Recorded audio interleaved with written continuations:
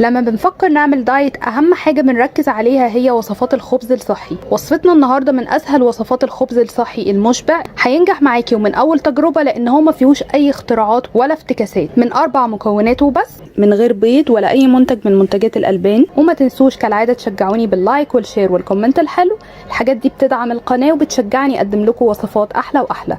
ويلا بينا نبدأ في الوصفة والطريقة على طول. بالنسبة لمقادير الخبز بتاعي النهاردة، اولا انا هعمل ميكس كده ما بين دقيق الحبة الكاملة وحبوب الشوفان. معايا 1.5 كوباية من دقيق الحبة الكاملة ونص كوباية من حبوب الشوفان. دقيق الحبة الكاملة اللي هستخدمه معاكم النهاردة هو ده، اسمه سنبلة الفرات، خطير وناعم جدا. الردة بتاعته تكاد تكون مش باينة اساسا من كتر ما هو مطحون ناعم، من انواع الدقيق اللي بحبها قوي. معايا كمان معلقه صغيره من الخميره الجافه الفوريه، وضفت عليها معلقه صغيره من السكر او من العسل يعني علشان تفاعل بس الخميره، ودوبتهم في شويه ميه دافيين، ومعلقه كبيره من زيت الزيتون او اي ماده دهنيه صحيه عندك. في طبق معايا كده هنزل بالدقيق، هضيف عليه حبوب الشوفان، رشه من الملح، واقلب الحاجات دي مع بعضها كده. هنزل عليهم بمعلقه من بذور الكتان، ودي حاجه اختياريه، مش عايزاها خالص بلاش. عايزه تستخدميها مطحونه براحتك، عايزه تستخدميها كده حبوب سليمه برضو براحتك. ودلوقتي هضيف الخميره. معلقه الزيت هسيبها في الاخر خالص مش دلوقتي، وحاجه اختياريه دي مش لازم خالص تعمليها لو مش حابه. انا هضيف كمان نص معلقه صغيره من البيكنج باودر بالشكل ده بمعالق الشاي. والعجن هيكون بالميه الدافيه. هضيف كده شويه ميه وابدا ان انا اقلب. طبعا الخبز ده نباتي من غير بيض، من غير اي منتجات البان، علشان تكون وصفه اقتصاديه. لكن لو حابه ان انت تضيفي في العجينه بيضه، تعجني العجينه بالزبادي بحيث انها تكون عجينه اصلا مغذيه. العيش في النهايه يكون مغذي للاطفال وللكبار والكل اللي هياكل منه، ينفع جدا براحتك تماما. الميه بننزل بيها تدريجي بالشكل ده مع التقليب، ما تستعجلوش وتضيفوا من البدايه كميه ميه كبيره وتلاقوا العجينه بقى ساحت وباظت منكم، وتضطروا تزودوا تاني بقى في الدقيق الاسمر او دقيق الحبه الكامله. وطبعا حبوب الشوفان من الحاجات اللي بتحتاج اضافه ميه كتير، فواحده واحده كده لغايه لما نظبط مع بعض قوام العجينه. شايفين كده هي خلاص هي شكلت معايا عجينه، بس انا عايزاها تكون قطره سنه كمان من كده، لان دقيق الحبه الكامله فيه رده، مليان بالرده، وحبوب الشوفان برضو اللي موجوده النص كوبايه اللي في العجينه دي هيمتصوا دلوقتي حالا السوائل، وهتبقى عجينه يابسه وناشفه جدا. انا مش عايزه كده، فهضيف حاجه بسيطه كمان من الميه بحيث تكون عجينه طريه فيها سنه بسيطه من التلزيق، ففي النهايه الخبز يطلع النتيجه بتاعته خطيره. شايفين الاسرار والتكات اللي بقولها لكم طول ما انا بشتغل؟ يا عيني عليه بقى اللي بيخرج من الفيديو من غير ما يسمع التفاصيل اللي بقولها لكم دي، وبيروح ياخد المقادير ويعملها هو مع نفسه. يعني بنسبة 80% بتبوظ مع الوصفة بسبب ان هو ما سمعش الحاجات اللي بقولها لكم. دلوقتي خطوة المادة الدهنية، معلقة الزيت هضيفها كده، اجمع بيها العجينة كده. خلاص انا مش محتاجة اضافة اي سوائل تاني، العجينة كده ممتازة. شايفين العجينة عاملة ازاي؟ طرية، فيها سنه من التلزيق واضحه جدا. انا كده دهنت الطبق مسحه من الزيت، واحط فيه العجينه بالشكل ده واسيبها لغايه لما تخمر ويتضاعف حجمها. يا ريت يكون في مكان دافي علشان يعني تسريع عمليه التخمير.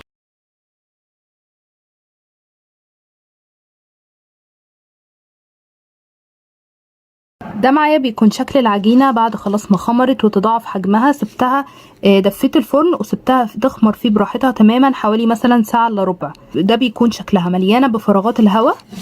شوفوا بصوا مليانه ازاي بالهواء، خطيره. دي معايا الصينيه اللي انا هسوي فيها الخبز بتاعي، حطيت فيها ورق زبده وهدهنه طبعا بالزيت حلو جدا.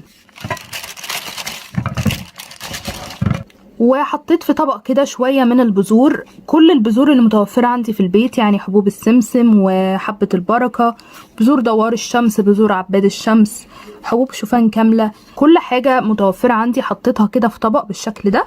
ومعايا طبق تاني فيه شويه ميه، وهنشوف دلوقتي ازاي هنجمع العجينه. هحط كده في ايدي شويه ميه وانزل كل الهواء ده من العجينه، اجمعها كده. بسم الله ما شاء الله العجينه خطيره. شوفوا الشكل اللي انتوا عايزين الخبز يبقى فيه، يعني مدور ولا على طويل شويه. الميه بتاعتي هعملها كده واحط كده على وش العجينه، وابدا انزل كده. شايفين؟ على طول على الصينيه اللي هخبز فيها الخبز، واظبط بقى شكله.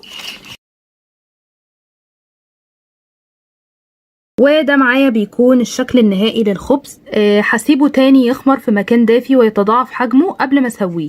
ده كده بيكون شكل الخبز بعد ما تضاعف حجمه. سبته في مكان دافي لمدة مثلا 10 دقايق. دلوقتي بقى انا بدفي الفرن علشان لازم ادخل الخبز على فرن يكون سخن للتسوية، يعني على درجة حرارة 180 وفي الرف الاخير خالص اللي هو قريب من النار. وده معايا بيكون شكل الخبز النهائي. شايفين شكله عامل ازاي بعد ما شلت ورقة الزبدة؟ ده بيكون شكل التسوية بتاعته من ورا، وده من قدام شكله خطير بالشكل ده. التسوية كلها على بعضها حوالي 10 دقايق. اول لما بياخد لون ذهبي من تحت بطفي الفرن وبفتح الشواية لغاية لما ياخد لون ذهبي من فوق الوش. شايفين شكله من جوه خطير. بالنسبة للسعرات الحرارية عايزة اقول لكم ان نوع العيش ده من الانواع للعيش اللي بتلكم قوي، بتحسسك بالشبع بطريقة مش طبيعية. ده عن تجربة. هو انا قسمته على حوالي 13 قطعة. القطعة الواحدة هتوصل سعراتها ل 64 سعر حراري. ما تستهونيش بقطعة واحدة تاكليها في وجبة الفطار مثلا او في وجبة العشاء جنب اي نوع من انواع البروتينات وشوية خضار. بجد ما تستهونيش بيها وباحساس الشبع اللي هتحسيه بسببها. فيها كمية احساس بشبع غير طبيعي. جربيها وعلى ضمانتي هتتفاجئي من احساس الشبع اللي هتحسي بيه من قطعة واحدة بس هتاكليها. لو عندكم مقادير الوصفة مستنياكم تجربوها وترجعوا تقولوا لي رأيكم في الكومنتات. رأيكم بيهمني جدا وبيشجعني اقدم لكم اختراعات احلى واحلى. ودلوقتي هفكركم بوصفات قدمتها معاكم في القناة بالدقيق الأسمر. أول وصفة هو بديل الخبز. هنا كانت العجينة ميكس ما بين دقيق الشوفان برضو ودقيق الحبة الكاملة ومن غير بيض ومن غير منتجات ألبان. طعمه خطير ومشبع جدا برضو. وتاني وصفة معايا وهي كيكة التمر اللي بتدينا طاقة ونشاط اللي احنا محتاجينه. سهلة وسريعة التحضير وطعمها يجنن وناجحة جدا. الوصفة اللي بعد كده وهي بسكوت الحبوب. بسكوت التنحيف خطير يا جماعة. انا عملته معاكم في الفيديو دقيق الشعير، لكن ينفع تستخدمي فيه دقيق حبة كاملة او دقيق شوفان. لو اكلتيه بديل الخبز هتحسي بشبع اكتر من ربع رغيف بلدي. ده عن تجربة. طعمه خطير كمان وهش ومقرمش، يعني ممكن تاكليه كبديل الخبز او تاكليه كبسكوت او مقرمشات. طبعا انا كنت عاملاه مالح. ممكن تحولي انتي البسكوت مسكر وتضيفي سكر دايت. اكيد هسيب لكم لينك الثلاث وصفات تحت في صندوق الوصف. لو مش بتعرفي توصلي صندوق الوصف قوليلي في التعليقات عايزه انهي وصفه فيهم، هبعتها لك لغايه عندك في لينك تدخلي وتتفرجي على الوصفه على طول. واشوفكم مع فيديو جديد يا احلى متابعين في الدنيا. مع الف سلامه.